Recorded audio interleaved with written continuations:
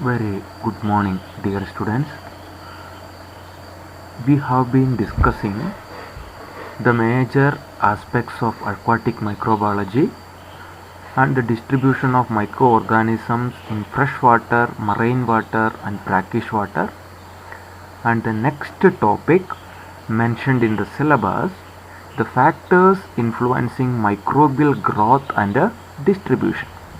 And this we have already discussed in the physical factors which influences the aquatic environment. The factors are the same, the topic is the same. Once again we will glance the major concept studied in that particular topic. So we had discussed the number and kind of microorganism which determined in the aquatic environment are both physical and chemical parameters. The physical properties are very important parameters that directly influences the growth of microorganism in the aquatic ecosystem. And the chemical characteristics are also very important, but the physical characteristic plays a very vital role for the aquatic, the distribution and the growth of microbial system in the aquatic environment. The major factors which influences the aquatic microorganisms and their distribution are the temperature, hydrostatic pressure, light, salinity, turbidity, hydrogen ion concentration or pH, and the presence of nutrients. So this we have already discussed. And as you all know, the surface water, the first one is temperature. The surface water always has a varying temperature. It has a varying temperature. In the case of a polar region, the temperature is approximately 0, but in the case of an equatorial region, it is approximately 40 degree centigrade. And in the case of a marine ecosystem, the temperature is estimated to be 5 degree centigrade. And we have discussed the ocean floor from the top to bottom, the temperature gradient that is increases. Okay, so in the case of in the ocean, the hyperthermophilic bacteria are present. Say for example, some organism they are able to survive at the 103 degrees centigrade. Example, Pyrodictyum occultum, we have already discussed this, and which is present in the submarine field and commonly seen in the Italy certain volcano that has a temperature optimum is 105 degrees centigrade and it will not grow below 82 degree centigrade. And the anaerobic autotrophs will grow in presence of hydrogen sulfide that obtained from hydrogen gas, which used as an elementary sulfur. And there are hyperthermophilic archaeobacteria are also present in the aquatic ecosystem, that is Pyrobaculum organotrophum. Okay, that lives in the temperature approximately 100 degrees centigrade. And these organisms are, as we have discussed earlier, the gram negative anaerobic rod-shaped motile bacteria. Okay, so this is all about temperature. Then the hydrostatic pressure, that is the pressure at the bottom of the vertical column of the water. Okay, and the pressure that exerted at the bottom of vertical column of ocean is known as hydrostatic pressure, and approximately 14 lb per IN square for every 10 meter that will be varied. In the case of ocean floor, their hydrostatic pressure will be very high, and the hydrostatic pressure mainly affect the changes of chemical reaction and the solubility of nutrients and the boiling point of the water. And the organism they survive at a high atmospheric temperature pressure. Hydrostatic pressure is known as barophiles. Okay, barophilic organism. So barophilic organisms are the organism that grows at a high atmospheric pressure. And the barophilic bacteria commonly present in Pacific Ocean. It has identified approximately 1000 to 10,000 meters. There they have identified the barophilic organism. And this barophilic organism grows at in a psychrophilic temperature. Okay, this organism can grow at a temperature close to 0 even. Okay, so 2 degree centigrade they can grow. And the penetration of the light we have already discussed. In the case of aquatic ecosystem, when you travel top to bottom, the light penetration will be decreases. The surface will be having the maximum light penetration, that is known as the photic zone. And there lot of microorganisms are present which are photosynthetic organisms. They are light dependent organisms. So commonly cyanobacteria and algae are commonly present. These are the principal photosynthetic organisms present in the aquatic ecosystem. And the growth in this region, that is especially photic regions, the major organisms are the phytoplankton. Okay, and followed by phytoplankton you will be having zooplankton also. The phytoplanktons are the primary producers and the zooplanktons are the primary consumers. Okay, and the photosynthetic region, the photic region will be varied from 50 to 125 meter from the top region of the water. This is about a light. And the next one is the salinity. Salinity is nothing but the salt concentration. Okay, the organism they are able to live at high salt concentrations are known as halophiles. Okay, in the case of main salt concentrations are sodium chloride. In the case of fresh water, that is 0% is the concentration, but in the case of salt lake it is 32%, but in the case of sea water it varies from 3.3 to 3.7. and there are presence of salt in brackish water system also. And in addition to sodium and chloride, there are adequate amount of sulfates are also present. Okay, and these sulfates, especially carbonates such as sodium and chlorine, okay, and they are the main important contributors of the salinity. Apart from the sodium and chlorine, sulfates and carbonates, they will be having potassium, calcium and magnesium. Sulfates and carbonates also contribute the salinity. And in the case of shallow offshore region, the salinity is very less.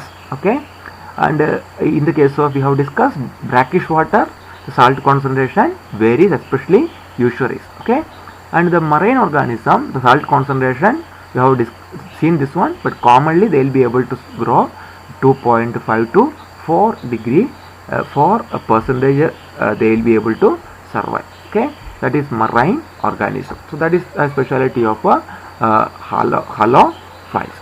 Then another important component is the turbidity.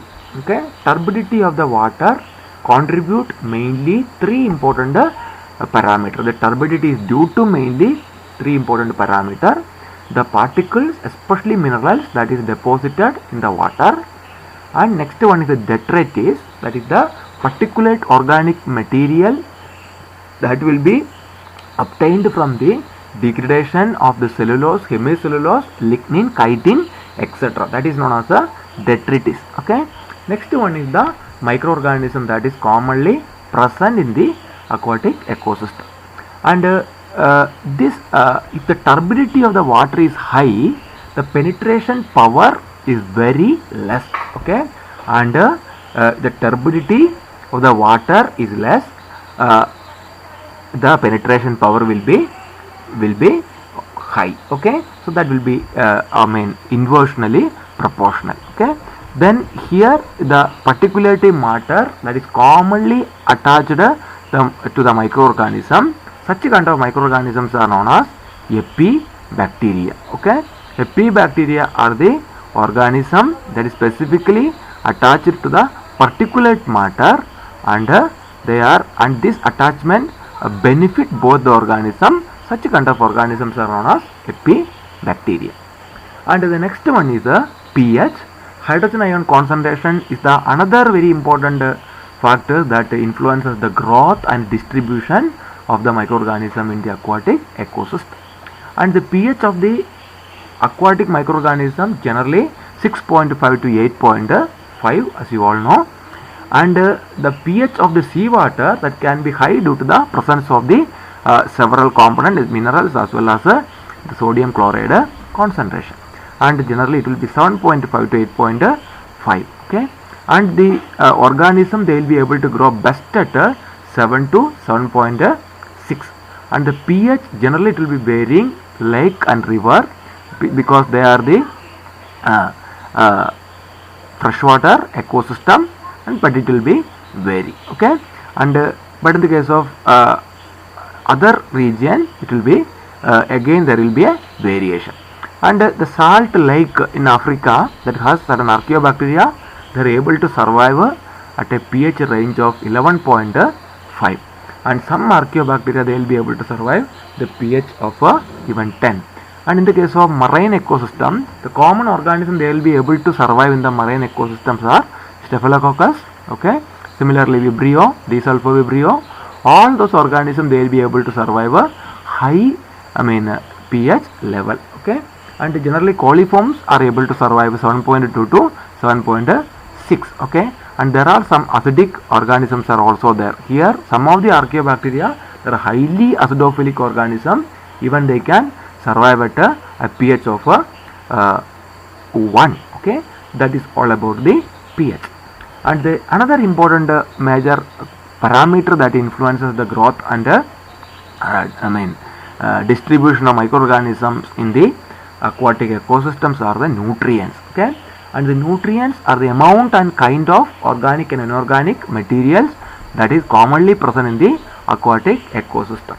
And we have already discussed several times, the nitrate and phosphates constitute major nutrients, and which are the inorganic material. Okay, and that is will constitute the growth of algae. Okay, and we are already knowing the oligotrophic environment and the eutrophic environment.